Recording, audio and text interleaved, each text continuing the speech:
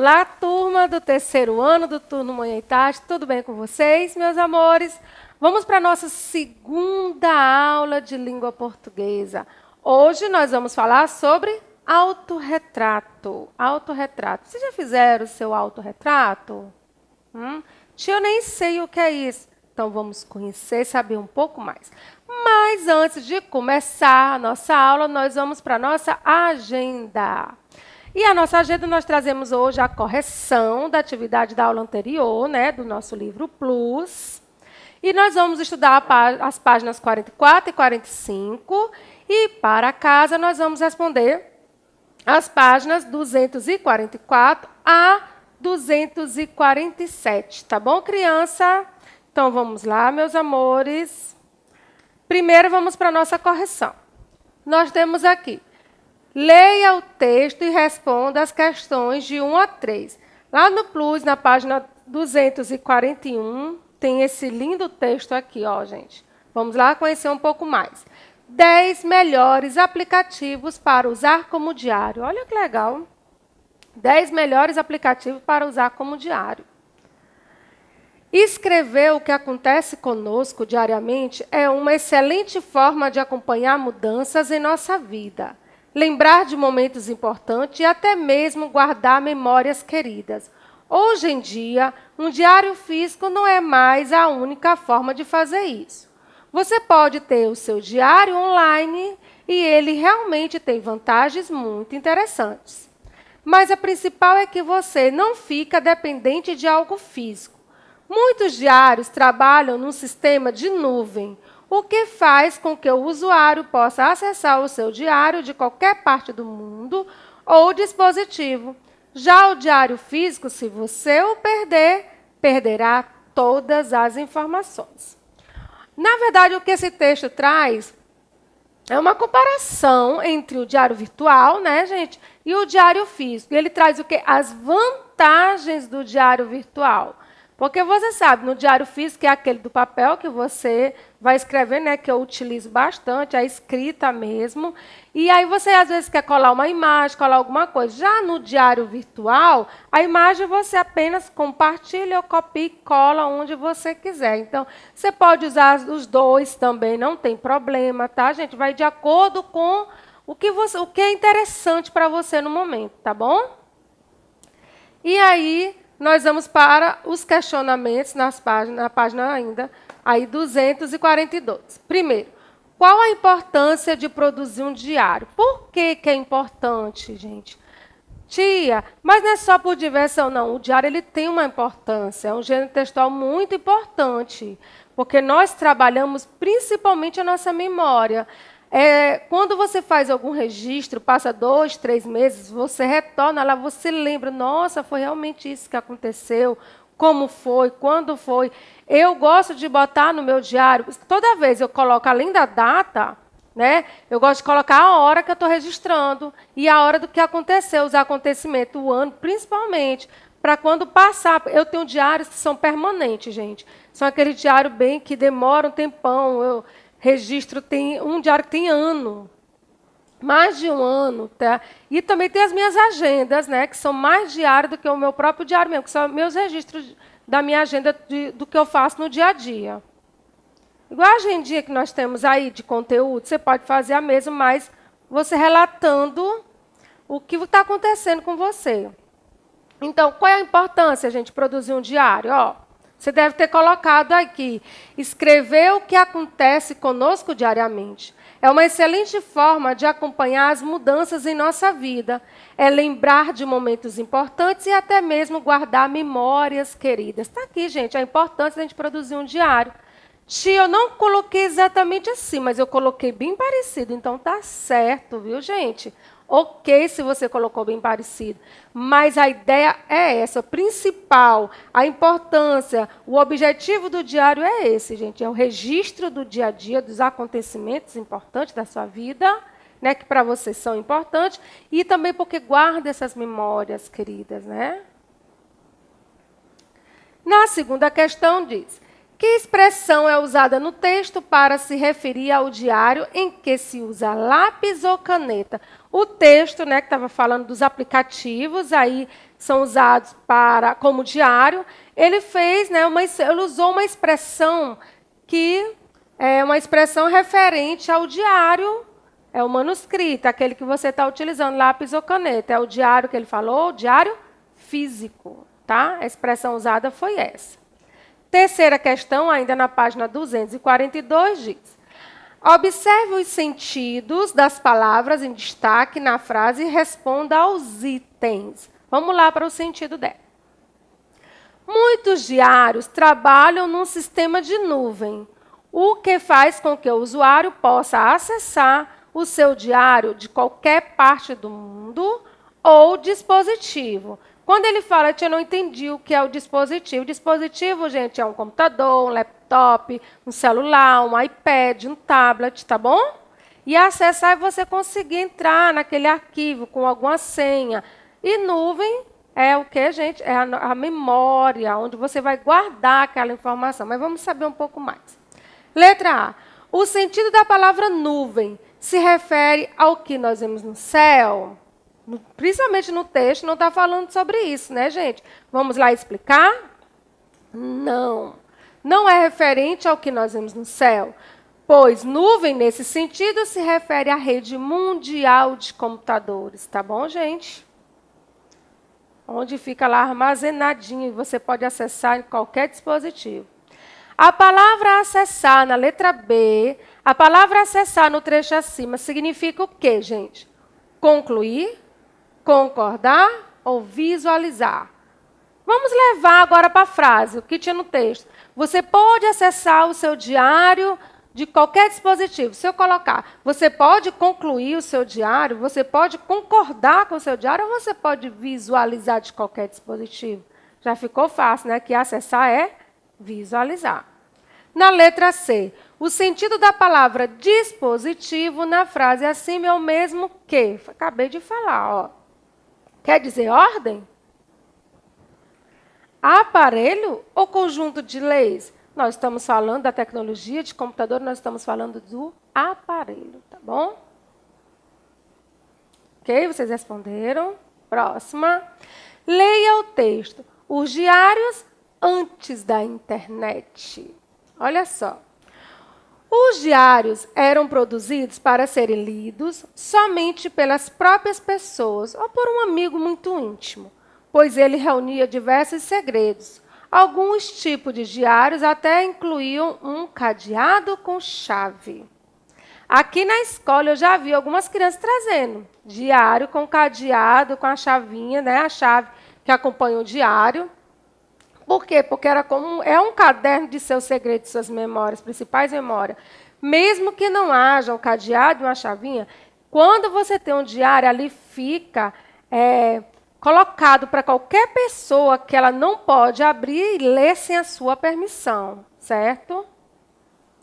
Sem dúvida, a linguagem utilizada nos diários pessoais era informal, aquela que você usa no seu cotidiano, com seus colegas, coloquial, despreocupada e familiar, com expressões populares e gírias, né?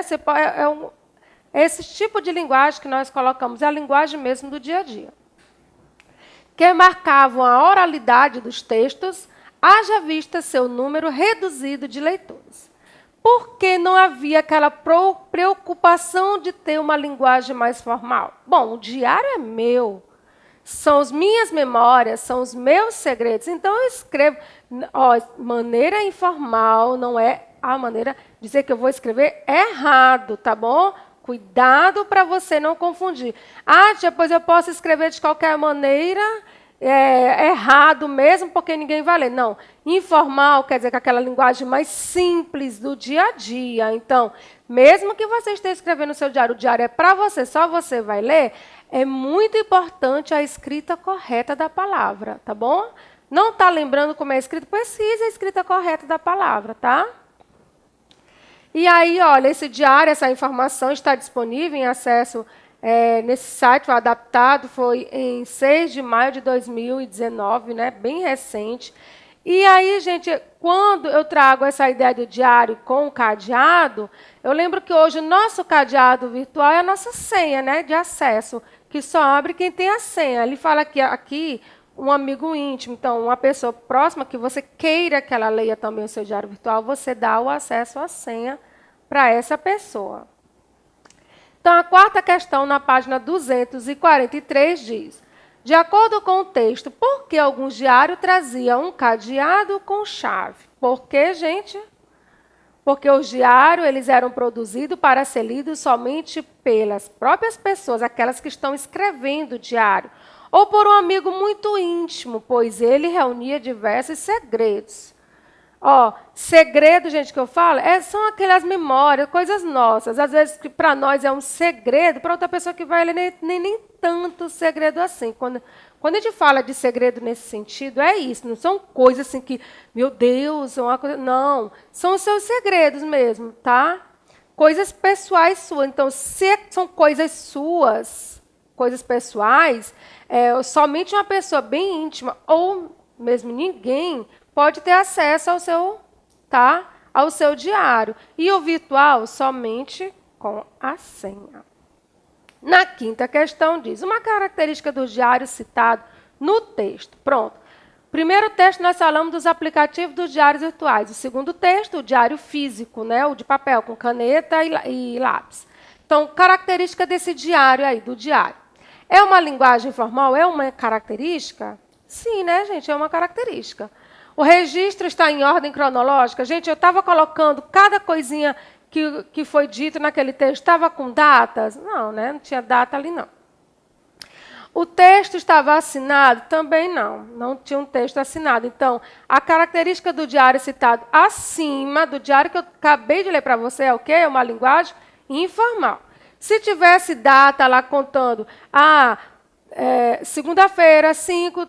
Então, se fosse assim, segunda-feira, 5 de setembro, terça-feira, 6 de setembro, se tivesse assim essa parte cronológica, aí sim você poderia marcar, mas lá no texto não estava falando e também não estava assinado, estava apenas dizendo um acesso disponível.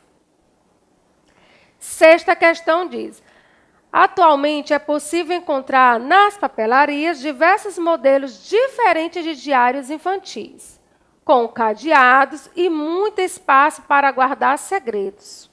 Na sua opinião, é mais divertido, na sua opinião, crianças, é mais divertido você preencher um diário escrevendo, colocando adesivos ou digitando em um aplicativo? Eu quero que você escreva isso para mim no seu caderno, que na nossa próxima aula online eu vou fazer essa pergunta para vocês, tá bom? O que é mais interessante para você? É você digitar, colocar no aplicativo, ou você ter aquele seu diário com cadeadinho, ou até sem cadeado, e fazer o registro, colocando adesivos? Eu quero que você faça bem aí para mim, que eu vou fazer essa pergunta, tá bom? Bom, está aqui a resposta pessoal. Agora, nós vamos para o nosso conteúdo, não é isso, gente? Que é o autorretrato, é o conteúdo que nós vamos estudar hoje na aula de língua portuguesa. Acabamos de fazer a correção do para casa. E agora nós vamos introduzir o nosso conteúdo. Fique sabendo. Primeiro, o que é um autorretrato? Autorretrato é a descrição que alguém faz de si mesmo, apresentando suas características físicas, coisas que eu mais gosto, né, que gosta de fazer, e sua maneira de ser. Quando eu coloco assim, gente, eu estou falando do autorretrato na parte literária do autorretrato, tá bom? Porque nós temos pintado, nós temos gênero textual também, mas vamos ver aqui. E o que é o termo retrato do autorretrato? Retrato significa copiar. Os retratos são classificados como arte figurativa. Esse tipo de arte se desenvolve principalmente na pintura e se caracteriza pela representação de pessoas em formas reconhecíveis por aqueles que olham para a obra. Olha só, a representação de pessoas em formas reconhecíveis. Então, são imagens que são desenhadas, que você consegue identificar quem é aquela pessoa que foi, né, retratada ali. Quando você olha para a imagem, né, vocês conseguem reconhecer aqueles que olham para a obra. No autorretrato em geral, o foco está na representação do rosto. Bem o rosto mesmo é a maior representação do autorretrato. Já na literatura, se caracteriza pelo uso da primeira pessoa, lembra, gente, do eu, e sequências descritivas, representando aspectos físicos e psicológicos. Porque está na parte escrita, aqui já não estou falando da imagem, mas a parte de literatura, a parte do autorretrato, que é identificado pela primeira pessoa, e quando ela começa a descrever, né, se descrever fisicamente e psicologicamente. Aqui eu trouxe para vocês a parte figurativa, né? É o autorretrato de Tarsila do Amaral. Ó, foi dessa imagem dela aí, foi feito o autorretrato de Tarsila. Para vocês saberem bem a parte, né, que eu estou falando aí da fotografia. A leitura de um autorretrato, assim como a leitura de uma biografia, informa ao leitor aspectos muito particulares relacionados à personalidade, ao temperamento e comportamento de quem é retratado. Olha só, gente, a importância de nós estudarmos o autorretrato e a biografia. Nós podemos estudar o autorretrato, a pintura, como também a descrição que vai ser feita daquele autor, assim como as informações que eu consigo encontrar na biografia. Esses dois tipos aí de estudo, né, faz com que você conheça mais o autor no seu aspecto mais particular, porque vocês vão saber a personalidade, comportamento, temperamento, a parte, né, físico da pessoa. Então, vamos lá um pouco mais. Autobiografia. Lembra que nós acabamos de falar aqui autorretrato e eu marquei aqui autobiografia. Agora eu vou explicar para quem não está lembrando o que é uma autobiografia. Nós já fizemos isso no comecinho do ano. Nós fizemos a autobiografia de Maurício de Souza em sala de aula ainda. Lembra, gente? Foi bem legal. Mas vamos lá recordar. A autobiografia é um texto em que o autor relata sua vida. Os acontecimentos são apresentados em uma sequência temporal. Olha só a diferença, bem aí.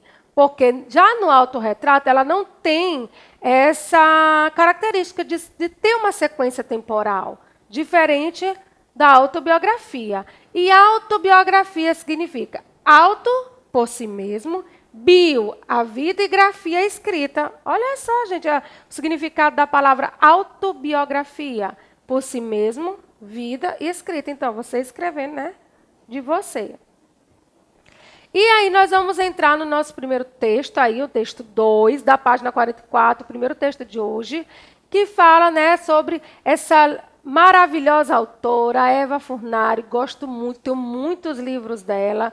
E aí nós vamos ter a leitura do autorretrato dessa escritora. Ela é escritora e ilustradora, Eva Furnari. Observe como ela descreve sua aparência, as coisas de que gosta, seu jeito de ser. Gente, Eva Furnari, ela é uma escritora encantadora, porque ela é criadora de uma bruxinha bem atrapalhada. Em vários livrinhos que eu tenho da Eva Furnari, que destaca a bruxinha como seu personagem, bem principal mesmo, em alguns delas ela vem um nome, né, Zuzu. Em outros não, só vem a bruxinha atrapalhada. Então, bem legal, é muito bom vocês terem acesso, muito disponível na internet, vocês podem entrar aí. Quando você colocar Eva Furnari, você conhece logo a bruxinha atrapalhada. E aqui, ó, apresento para vocês essa ilustradora bem legal, Eva Furnari, viu? Foto tirada em 2013. Ó o que ela fala aqui. Eu vou contar como é que eu sou. Eu tenho 1,60, não sou gorda nem magra. Tenho os cabelos castanhos e uso óculos. Só que eu estou achando que isso não vai ser suficiente para vocês saberem como é que eu sou. Então, vou contar mais coisas. Eu adoro sorvete de chocolate, torta de morango e torta de maçã. Desconfio que isso também não vai explicar muito bem quem sou eu. Aí ela continua aí, ó, página 44. Posso dizer um pouco da minha maneira de ser. Agora ela estava falando, né, da parte física, agora ela vai falar da maneira de ser. Ela primeiro falou da parte física dela, né, como é que ela era fisicamente, falou do que ela gosta, agora ela vai falar sobre a maneira dela ser. Que sou bagunceira e organizada, mas não as duas coisas ao mesmo tempo, uma de cada vez. Por exemplo, quando estou escrevendo ou ilustrando um livro, eu sou bagunceira. Quando acabo, sou organizada, aí eu arrumo tudo muito bem arrumado. Posso dizer também que, em geral, sou uma pessoa muito bem-humorada, mas que, de vez em quando, também fico de mau humor. Só que uma coisa de cada vez. Quando estou de bom humor, garanto que não estou de mau humor. Para dizer a verdade, eu acho bem difícil a gente contar quem é. Vocês já experimentaram fazer isso? Será que eu ia conhecer vocês ao ler ou ao ler o que escrevesse, hein, gente? Será que ela ia conhecer vocês ao ler o que vocês iam escrever para ela? Se eu pedisse agora, vamos, gente, faça a sua descrição aí, e eu vou tentar adivinhar quem você é só pelo que você está descrevendo. Ó, se eu pegar e ler bem aqui o que Eva Furnari colocou, eu não vou saber que é Eva Furnari, de jeito nenhum, porque ela colocou que não é gorda nem magra, que tem 1,60. Colocou que gosta de sorvete, que gosta de torta, que é bagunceiro e organizado, humorado e bem-humorado. Então, isso não ajudou muito, né, gente? Ela mesma falou. E ela deixa bem claro que não é fácil a gente falar da gente mesmo, né? Então, foi uma maneira bem descontraída, foi um autorretrato, né, dela, falando o quê? As características físicas, a maneira dela ser e o que ela gosta, né? Aí, para compreender um pouco o texto, vamos lá. Um pouco de conversa. Converse com os colegas. Vamos lá, vamos ter a nossa conversinha, eu e vocês. Na letra A diz, na sua opinião, Eva Furnari fez uma boa descrição de si mesma? Justifique. Isso aqui é a resposta pessoal, mas nós vamos discutir. Eu vou falar minha opinião e você escreve aí no seu caderno a sua, tá bom? Bom, gente, para mim, para a professora Cleidiane, foi difícil. Se eu não soubesse no início que eu estava falando de Eva Furnari, eu não ia saber que era ela, porque a descrição não ajudou muito, entendeu? Então, para mim, não. Na minha opinião, a descrição dela não foi muito boa que falava dela. Não falou nem que ela era uma escritora, nem que ela era que ela fazia os desenhos, então ficou bem difícil. Na letra B, o que você achou mais importante na descrição que ela fez e por quê? Então, você vai dizer, bom, agora nós vamos considerar o que ela escreveu. Aí você vai ler o que a autora falou sobre ela e vai registrar aqui o que para você foi mais importante que ela colocou aí. E por que você achou importante ela ter escrito isso, tá bom? Na letra C, em que situação você imagina que alguém precisa fazer um autorretrato? Quando é que você acha que a pessoa precisa fazer um autorretrato? Eu quero que vocês escrevam aí a opinião, mas vamos lá discutir aqui um pouco. Quando é que a pessoa precisa? Quando ela quer o quê? Falar de alguém, homenagear, reconhecer alguém, né? Ah, eu não tirei foto, eu não a vi, mas eu consigo falar dela e você fazer o autorretrato dessa pessoa? Então, isso aqui é uma resposta pessoal. Eu quero que você escreva em que situação você imagina que alguém precisa fazer um autorretrato. Letra D. Por que as pessoas leem autorretrato? Para que eu vou ler um autorretrato, hein, gente? Para que é? Nós falamos isso aqui no texto, não foi, não? Então, por que eu vou ler o autorretrato? Por que eu li o autorretrato de Eva Furnari? Escreva aí, tá? O que significa o título? Eva Furnari, por ela mesma. O que significa, gente? Vamos lá na nossa discussão. Significa que a autora se descreve e conta como ela é, certo? Claro que ela não usou riquezas de detalhes. Eu sei que se você fizer essa descrição de você, você vai colocar como é seu cabelo, a cor dos seus olhos, alguma coisa que quando eu pegar ali eu vou conseguir identificar quem é você, tá bom? Terceira questão. Escreva os elementos que compõem o autorretrato de Eva Furnari. Pronto, agora os elementos que estão lá escritos no autorretrato da nossa autora. Tem aí. Características físicas. Ela falou das características físicas dela. O que foi que ela disse? Ela disse que tinha o quê?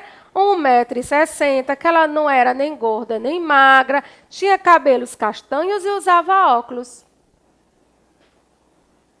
Ainda na página 45 tem B, coisas que gosta. Eva Funari também colocou para a gente as coisas que ela gosta. Foi o quê? Sorvete de chocolate, torta de morango e torta de maçã. E na letra C, a maneira de ser. Ela disse o quê? Que ela era o quê? Bagunceira e organizada, bem-humorada e às vezes ficava de mau humor, mas cada um, né, na sua vez. Não eram os dois ao mesmo tempo. Quarta questão, ainda na página 45, traz: onde você imagina que textos como esses são publicados? Esses textos, gente, que falam sobre autorretrato. Onde vocês imaginam que nós podemos encontrar? Se você quiser agora em casa estudar outros autorretratos, que nós estudamos agora de Eva Funari, não foi isso? Mas onde eu consigo encontrar outros iguais ao dela? Ó, em livros, como o de vocês, aí em casa, em jornais, revista e na internet, você colocar aí do autor. Agora, na quinta questão, eu apresento para vocês, tá, gente, esse belíssimo escritor, na página 46, que eu conheci pessoalmente, tá, gente? Bem legal, muito boas as palestras dele que eu já assisti. É o Daniel Mundurucum. E agora nós vamos ler um texto sobre esse escritor. Mas antes de começar a ler, olha bem para o Daniel. O que o Daniel parece, gente? Com o que ele parece? Estou ouvindo aí que alguém respondeu que ele parece um índio. Vamos lá conhecer um pouco da história dele? Bom, vamos lá. Ele fala aqui. Agora leia o texto do escritor Daniel Mundurucum. Nasci em Belém do Pará. Nasci índio e cresci como um índio mesmo, tendo recebido toda a minha formação escolar na própria cidade de Belém. Olha só, gente, que legal. Ele realmente, como vocês disseram aí, que te ouviu, ele é um índio. Aos 7 anos, em 1971, entrei na escola salesiana do trabalho, de onde só sai quando conclui o primeiro grau. Em 1900, Só saí quando concluí o primeiro grau, em 1979. Olha só, gente. Ele entrou aos 7 anos, só saiu em 1971, e só saiu quando concluiu o primeiro grau, em 1979. Certo? É a escola salesiana que ele foi. Lá, desenvolvi um grande amor às crianças pobres e marginalizadas, uma vez que minha família vivia em situação econômica muito delicada e eu precisei trabalhar desde cedo. Em 1987, depois de ter concluído meu curso superior em filosofia, resolvi mudar para o estado de São Paulo. Olha bem, gente, esse índio que entrou na escola, né, que aos 7 anos ele estava estudando na escola lá que foi mostrado para ele, em 1971. Em 1979, que ele concluiu o primeiro grau, que ele começou a trabalhar com crianças, né, com crianças que estavam em dificuldades financeiras, a família. E em 1987, ele conclui o curso superior. Então, olha só que legal. Eu gostei demais quando eu conheci o Daniel Mundurucum, pela essa história de vida dele bem interessante. Resolvi mudar para o estado de São Paulo. Em fins de 1989, mudei para a capital paulista. Sabe o que eu vim fazer? Olha, ele faz uma pergunta para vocês. Ele fala que em 1989, ele veio para a capital. E ele fala para vocês, sabe o que eu vim fazer? Trabalhar com os menores de rua. Crianças, gente, que moram na rua. Crianças e adolescentes, né, que moram na rua. Adivinhe onde? Na Praça da Sé e depois na Lapa. Fascinante, não? Gente, esses dois lugares que ele acabou de mencionar. Praça da Sé e Lapa são locais. Na Praça da Sé há uma grande concentração realmente de crianças, né, que moram nesse local, moram na rua, nessas praças. Então, ele foi lá para trabalhar com essas crianças de rua. Então, dedicar, né, seu tempo. Olha o amor ao próximo aí, crianças. Tanto que nós trabalhamos isso nas aulas de valores. É sobre isso que nós estamos falando. De 1990 a 95, trabalhei numa escola de nome Santa Maria, onde coordenei o grupo Missões, que atuava na periferia de São Paulo. Periferia, gente, de São Paulo, são aqueles bairros bem distantes do centro mesmo da cidade, tá bom? Fica um pouco mais distante do centro da cidade. Além disso, dei aulas de filosofia e ensino religioso. Vocês estão vendo, gente, como ele usou a educação a seu favor? Como ele usufruiu de tudo que ele aprendeu? Ó, ele entrou na escola, tá certo? Estudou, foi para a faculdade, se formou e depois disso ele começou a passar o seu conhecimento para as pessoas que estavam em grandes dificuldades. E essas dificuldades que eu falo é o acesso à moradia e à educação. E aí, olha o que ele fala, que foi para a rua, para a Praça da Sé, para lá para a gente, para trabalhar com os menores de rua. Depois ele foi para uma escola onde ele coordenou o quê? Missões. Missões são aqueles trabalhos que você sai, gente, mesmo, fora da sua zona de conforto, daquela salinha fechada, e vai atrás das pessoas mesmo. Ó, que atuava na periferia de São Paulo e dei aula de filosofia e ensino religioso. Muito legal. Parabéns a esse escritor Daniel Mundurucum, viu? Assim, eu gostei muito de ter assistido essa palestra dele. Ó, em 1992, ingressei no programa de pós-graduação. Olha só, ele não parou, né, gente? Ele estudou e agora está se pós-graduando, ó, da Universidade de São Paulo para desenvolver uma pesquisa sobre o meu povo indígena, os Mundurucum. Olha só, ele está ajudando as crianças da cidade, mas ele não deixou de amparar, né, a sua origem, gente. Né? O povo indígena, porque ele é um índio, Daniel Mundurucum é um índio. Então, bem legal. Bem legal. Quem tiver a oportunidade de pesquisar mais sobre o Daniel Mundurucum, viu, gente? Pesquise para você conhecer um pouco mais sobre a história dele. Aí ele tem até aí, ó, Daniel Mundurucum, Histórias de Índio, Companhia das Letrinhas. Pode acessar, procura aí que vocês vão ter mais informações. Quinta questão. Circule no texto as expressões que marcam o tempo dos acontecimentos. Vocês viram aí que o texto do Daniel Mundurucum, ele é mais não é para um autorretrato, e sim uma autobiografia. Por que eu falo isso? Porque está o tempo todo Daniel colocando as datas, os anos, não é isso, gente? Cronologicamente falando no seu texto. Então, agora nós vamos identificar essa parte cronológica. Ele fala aqui, ó. Circule as expressões que marcam o tempo dos acontecimentos. Vamos lá circular? Aqui, quando ele fala, aos 7 anos, em 1971, entrei na escola salesiana do trabalho, de onde só saí quando concluí o primeiro grau em 1979. Pronto, já fiz essas duas marcações. Em 1987, depois de ter concluído meu curso superior em filosofia, resolvi mudar para o estado de São Paulo. Então, você vai marcar aí 1987. Próximo. Em fins de 1989, mudei para a capital paulista. Olha só, marque também aí. De 1990 a 1995, trabalhei numa escola de nome Santa Maria, onde coordenei o grupo Missões. Então, façam essas marcações que a tia está colocando aí. Próximo.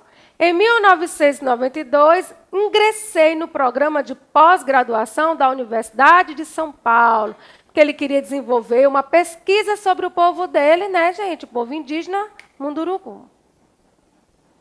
Pronto, acabamos de fazer a marcação que foi pedido, né, na questão anterior. Agora nós vamos comparar o texto de Eva Funari com o de Daniel Mundurucum. Pronto, nós temos dois textos aí. O primeiro que nós acabamos de ler, que nós havíamos lido anteriormente, de Eva Furnari, que é seu autorretrato, e agora uma biografia sobre o Daniel Munduruku. E aí nós... Desculpa, gente. Vamos lá comparar o texto com o Daniel Munduruku. O texto de Daniel Munduruku é um texto gente, que vem com a parte cronológica. Ela vem colocando as datas, não é isso? Os anos dos acontecimentos. Já a Eva Furnari, não. Ela vem relatando o quê? Como ela é fisicamente, ela vem falando do que ela gosta, não é isso? A sua maneira de ser. Ela fala mais dela mesma, mas na parte mais, sem falar da sua vida como escritora. Ela não falou como criou a Bruxinha Atrapalhada, ela não falou quanto tempo ela é escritora. Bem diferente. Já o Daniel Munduruku, ele faz o quê? Ele faz uma parte cronológica da sua vida até transformar nesse escritor bem conhecido. Como é que aquele índio conseguiu chegar até esse momento de ser escritor?